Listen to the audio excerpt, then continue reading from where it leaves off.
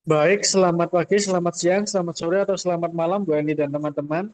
Di sini kami akan mempresentasikan mengenai pengembangan manajemen keselamatan dan kesehatan kerja K3 tingkat menengah di PT Kanopus. Kami terdiri atas saya sendiri Sri Cornelius Kusuma, NIM belakang 284, rekan saya Adik Samada Putra, NIM belakang 163, lalu ada teman saya Vicky Alfarisi dengan NIM belakang 236, ada M. Bilal Saki, NIM belakang 235, dan terakhir teman saya Ahmad Ainur Rosikin dengan NIM belakang 103. Selanjutnya,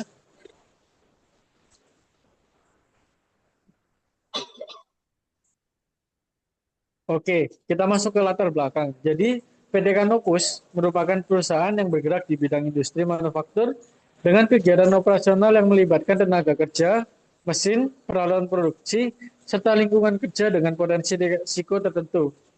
Dalam menjalankan aktivitas usahanya, PT Kanopus berfokus pada pencapaian target produksi, kualitas produk, serta efisiensi proses kerja guna menjaga daya saing perusahaan.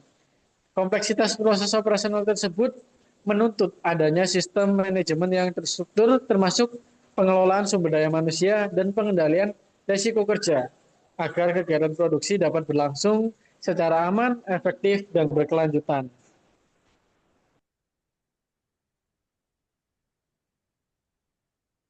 Berikutnya, saya akan menjelaskan rumusan masalah. Yang pertama, bagaimana ruang lingkup peran, tugas, dan tanggung jawab supervisor K3 dalam operasional perusahaan. Yang kedua, apa tujuan dan sasaran utama penerapan fungsi supervisi K3 dalam mendukung sistem keselamatan dan kesehatan kerja perusahaan. Yang ketiga, bagaimana upaya pengembangan kompetensi supervisor K3 guna meningkatkan efektivitas pelaksanaan K3 di lingkungan kerja. Yang keempat, apa saja kendala yang dihadapi dalam implementasi supervisi K3, strategi pemecahan masalah yang dapat diterapkan. Berikutnya tujuan. Yang pertama, untuk mengidentifikasi dan menganalisa peran tugas serta tanggung jawab supervisor K3 dalam mendukung penerapan keselamatan dan kesehatan kerja di perusahaan. Yang kedua, untuk mengetahui tujuan dan sasaran penerapan fungsi supervisi K3 dalam upaya menciptakan lingkungan kerja yang aman dan sehat. Berikutnya, untuk menganalisis upaya pengembangan kompetensi supervisor K3 sebagai bagian dari manajemen tingkat menengah dalam meningkatkan efektivitas pelaksanaan K3.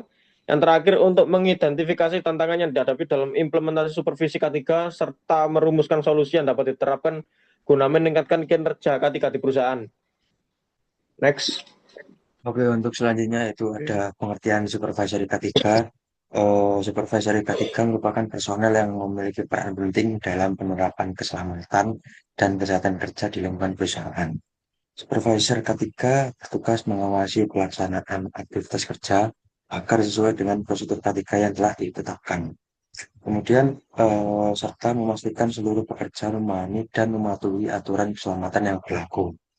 Kemudian, keberadaan supervisor K3 sangat dibutuhkan untuk meminimalkan risiko kecelakaan kerja dan penyakit akibat kerja.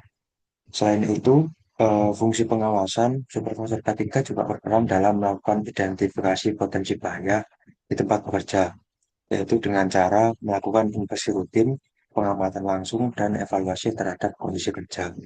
Kemudian, supervisor K3 dapat mendeteksi risiko sejak dini dan mengusulkan langkah pengendalian yang tepat. Hal ini bertujuan untuk menciptakan lingkungan kerja yang aman, sehat, dan produktif.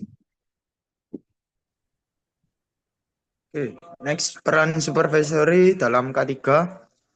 Supervisory dalam K3 memiliki peran utama dalam memastikan penerapan keselamatan dan kesehatan kerja berjalan secara efektif di lingkungan kerja. Supervisory bertanggung jawab untuk mengawasi pelaksanaan pekerjaan agar sesuai dengan prosedur K3 yang telah diterapkan serta memastikan setiap pekerjaan menggunakan alat pelindung diri atau APD yang sesuai.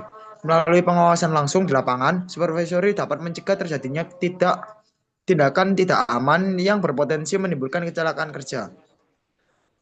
Selain pengawasan, supervisory K3 berperan dalam mengidentifikasi dan mengendalikan potensi bahaya di tempat kerja. Supervisory melakukan inspeksi rutin, penilaian risiko, serta melaporkan kondisi tidak aman kepada manajemen untuk segera dilanjuti. Peran ini sangat penting dalam mencegah kecelakaan kerja dan penyakit akibat kerja sebelum terjadi. Next. Oke, sistem operasional standar atau SOP K3, pemeriksaan yang pertama pemeriksaan kondisi area kerja dan lingkungan sekitar, yang kedua pencegahan kelayakan mesin, peralatan dan instalasi pendukung, yang ketiga pemeriksaan kelengkapan dan kondisi alat pelindung diri atau APD, yang keempat pelaksanaan safety briefing sebelum pekerjaan dimulai. Selanjutnya, kelemahan penerapan manajemen K3 tingkat menengah di PT Canopus. Yang pertama yaitu sebagai supervisor K3 masih memiliki keterbatasan dalam aspek manajerial, khususnya dalam perencanaan, evaluasi, dan pengambilan keputusan terkait K3. Kondisi ini menyebabkan kawasan K3 lebih bersifat reaktif dibanding preventif.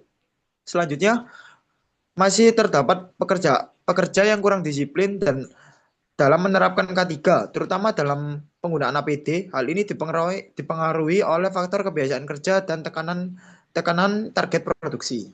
Next.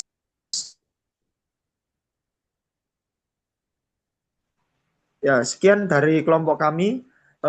Mohon maaf jika salah. Wassalamualaikum warahmatullahi wabarakatuh. Selamat malam. Waalaikumsalam. Waalaikumsalam warahmatullahi wabarakatuh.